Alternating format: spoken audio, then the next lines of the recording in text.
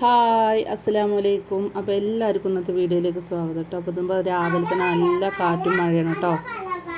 പിന്നെ ഇതാ നമ്മളെ ലൈബൊക്കെ നീച്ചിട്ട് അങ്ങനെ ഇവിടെ ഇരിക്കുകയാണ് കേട്ടോ. അപ്പോൾ ഇതാ ഇങ്ങനെ നീച്ചിങ്ങനെ ചായ കുടിച്ചിരിക്കുകയാണ് കേട്ടോ രാവിലെ തന്നെ. പിന്നെ ഇപ്പോൾ ഞാൻ ഇന്നത്തെ വീഡിയോയിൽ എന്താണെന്ന് വെച്ച് കഴിഞ്ഞാൽ ഞാൻ നിങ്ങളോട് ഇന്നലെ പറഞ്ഞിരുന്നല്ലോ ഇഡ്ഡലിപ്പൊടി ഉണ്ടാക്കുന്നത് കാട്ടിത്തരണ്ടെന്ന്. അപ്പോൾ അതാണ് കേട്ടോ ഉണ്ടാക്കുന്നത്. ഇഡ്ഡലിപ്പൊടി എന്ന് പറഞ്ഞാൽ ഇഡ്ഡലിക്ക് മാത്രമൊന്നുമല്ല കേട്ടോ, ദോശയിലേക്കൊക്കെ നമുക്ക് കൂട്ടാത്.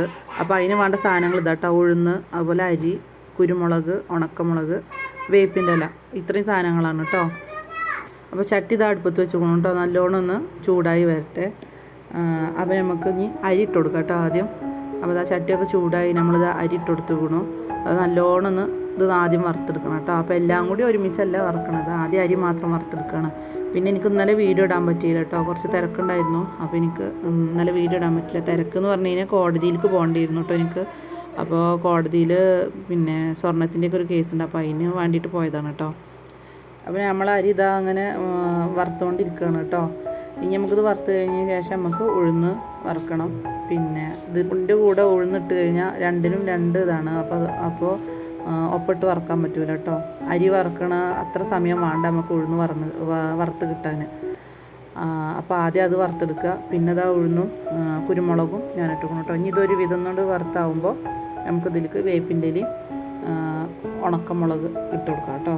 അപ്പോൾ അതപ്പോൾ ഒരുവിധം ഇങ്ങനെ ആയിക്കൊണ്ടിരിക്കുന്നുണ്ട്. നമ്മളിത് തീ കുറച്ച് വെക്കണം കേട്ടോ, ചെറിയ തീയിൽ വേണം നമുക്ക് വെക്കാൻ. അപ്പോൾ അതാ ഉണക്കമുളകിനെ 2 എണ്ണം ഇടണുള്ളൂ കേട്ടോ, അത് നല്ല എരിവുള്ള മുളകാണ്.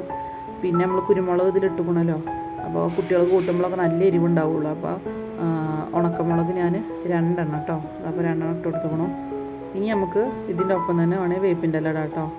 അപ്പോൾ അങ്ങനെ വേപ്പിൻ്റെ ഇല ഇട്ട് കൊടുക്കുക നമുക്ക്. ഇനി ഇത് അരിഞ്ഞ് വെച്ചതാണ് കേട്ടോ വേപ്പിൻ്റെ ഇല.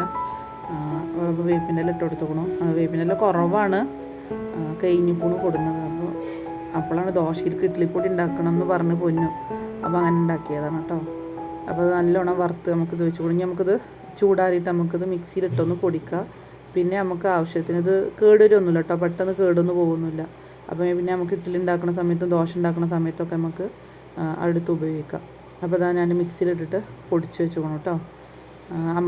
അതിങ്ങനെ ഒരു പാത്രത്തേക്ക് മാറ്റാം. ഇനി ഒരു വട്ടം കൂടി പൊടിക്കാനുണ്ട്, അതും കൂടി ഞാൻ ആക്കി വെച്ചിട്ട് ഒരു ഡപ്പിയിലിട്ടിട്ട് നമുക്ക് അടച്ച് വെക്കാം കേട്ടോ. പിന്നെ നമുക്ക് ദോശ ഇഡ്ഡലിയൊക്കെ ഉണ്ടാക്കുമ്പോൾ അങ്ങനെ എടുത്ത് ഉപയോഗിച്ചാൽ മതി. അപ്പോൾ ഇന്നത്തെ വീഡിയോ എല്ലാവർക്കും ഇഷ്ടപ്പെട്ടു എന്ന് വിചാരിക്കുന്നുണ്ട്. അപ്പോൾ ഇത്രയൊക്കെ ഉള്ളൂ ഇന്നത്തെ വീഡിയോ. അപ്പോൾ നമുക്ക് അടുത്ത വീഡിയോയിൽ കാണാം.